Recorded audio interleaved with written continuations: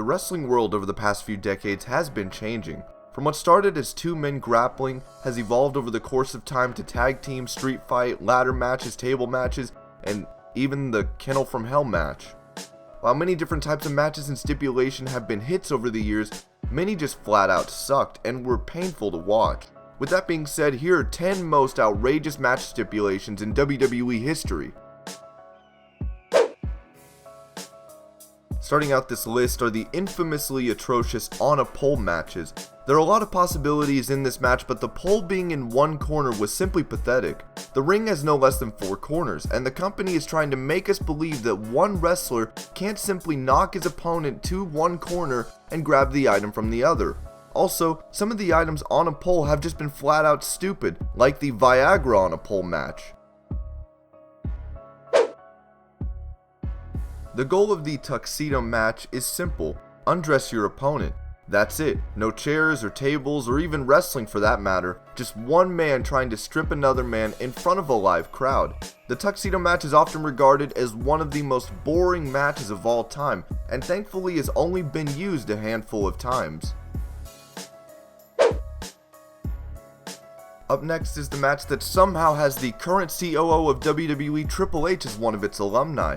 The hog pin match was simple: just get a pinfall or submission victory over your opponent, while of course being full of live pigs and, unfortunately for the wrestlers, their feces. And to think this match was actually considered extreme enough to make it onto the 2009 edition of Extreme Rules.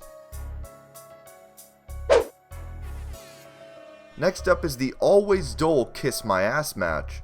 Kissing someone else's behind may be seen as the ultimate form of defeat and embarrassment for someone, but is it really necessary in the WWE when there is already a perfectly fine kiss my foot match? The last match of this kind was contested by Dolph Ziggler and Sheamus, and hopefully we have seen the last of it. The objective of the Gulf of Mexico match was to throw your opponent into the Gulf of Mexico, as the name suggested. The match was contested between CM Punk and Chavo Guerrero, and instead of starting the match out in the street to gain the advantage, the two decided to start it in the ring. They then fought all the way into the street, and Chavo eventually got thrown into the chilling waters. Thankfully, we have not seen the match since, as the idea was very moronic. I think it may be self-explanatory in the title of the match as to how stupid of an idea the blindfold match really was. The aim of the match is to compete like normal performers do, only you can't see anything. It was a pointless match that I don't think anyone could see as it being a good idea, but obviously they did, it happened. Let's just hope it doesn't happen again.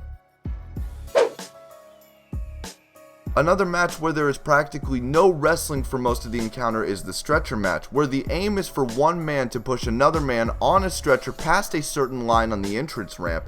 This match is incredibly idiotic and can sometimes sustain disbelief a bit too much.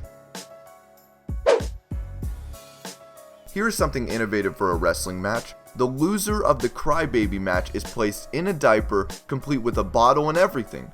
Whoever said that during the creative meeting must no longer be with the company. X-Pac, or the 1-2-3 Kid as he was known at the time, is the only man to have suffered the sheer pain of a match like this, as he was dressed in a diaper on a wrestling show.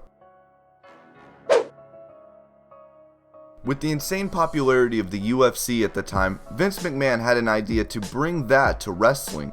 What unfolded was a Lion's Den match where no one had a clue what was going on thanks to some atrocious camera work. All of these matches included Ken Shamrock, who is a WWE legend, but the matches were not his finest hours. Al Snow had a dog. Big Boss Man killed the dog. Boss Man fed Al Snow the dog without him knowing, and thus a Kennel from Hell match was made.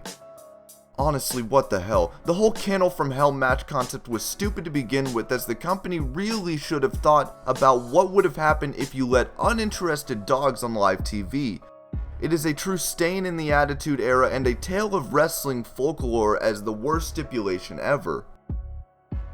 And these were 10 of the most outrageous match stipulations in WWE history. I hope you're all having a great day. Thank you so much for watching Wrestling Hub, and I'll see you later with more wrestling videos.